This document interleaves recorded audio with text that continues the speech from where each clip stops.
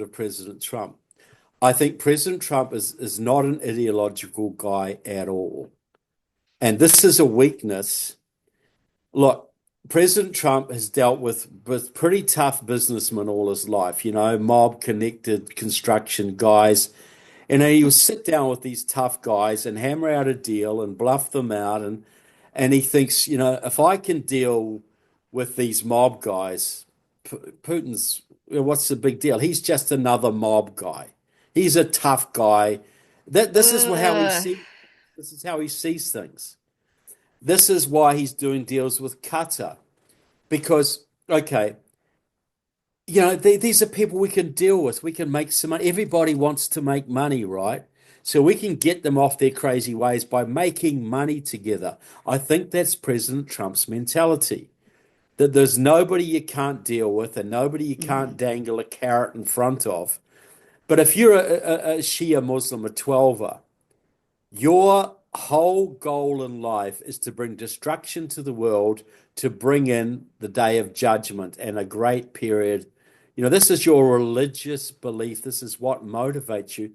What do they care about making a bit more money? They don't, how are you going to entice them by building a hotel in Tehran or something? You're not. Putin is guided by two ideologies, Marxism, Leninism, and Eurasianism. And he's guided by this sense of history. Putin's got more money than he knows what to do with. He's one of the world's wealthiest men. His people live in poverty, but why would he care about that? He He wants doesn't. to he wants to be Peter the Great. He wants to go down in history as the man who reestablished the Soviet Empire and tipped the balance and destroyed America. That's his destiny. That's his role in history. And if you're a Marxist Leninist, your God is history. Your immortality is your place in history. How are you going to deal with somebody like that with financial with financial incentives? This, I think, is Trump's biggest weakness. I think it's Witkoff's biggest weakness. They do not understand the ideological motivations of our adversaries. They think in terms of business and thugs and mafia and people who just want to make money. But to Trump's credit, he also has a heart. He does. He has a heart. He has a feeling for the underdog. He likes to be benevolent. And I think the best approach with him is what Zelenskyy is doing with him now, and others lay out the heart case for Ukraine. Point out the butchery that Putin is doing, that he is not acting in good faith, that the Ukrainian people are a brave people with a just cause. They're the underdog here. That is the way to get to Trump. So I think there's a war on, I think, in the Trump administration. Trump's surrounded by a whole lot of Russian people, pro-Russian people, including JD Vance, including Tucker Carlson, Jack Posobiec, Steve Bannon, Michael Anton, all these people we know who are trying to get him to do a deal with Russia, to abandon Ukraine, and let's do a big deal with Russia. Let's get Russia on our side and we can stand against China together and we Hmm. can make lots of money. And they're trying to appeal to his vanity and his sense of his deal making sensibilities.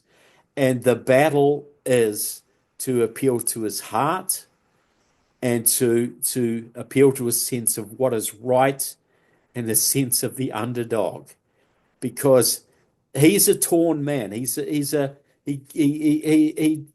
changes from who he's talked to last, and he's got this malevolent crowd around him who are trying to push him, motivated by Duginism and Yarvinism and these defeatist isolationist philosophies, trying to get Trump to go on board with Russia, who just laugh in his face, basically. I think Trump's starting to see that a little bit. So he's getting very turned off Putin. And now is the time for Zelensky and that to love bomb him, essentially. Hmm. And for the at the NATO meeting, they were very complimentary to Trump. They were very Hmm. appealed to his higher sensibilities. Hmm. And I think that's the way to go. So I think Trump is a guy who usually does the right thing, though sometimes he does a few wrong things on the way, and can be appealed to.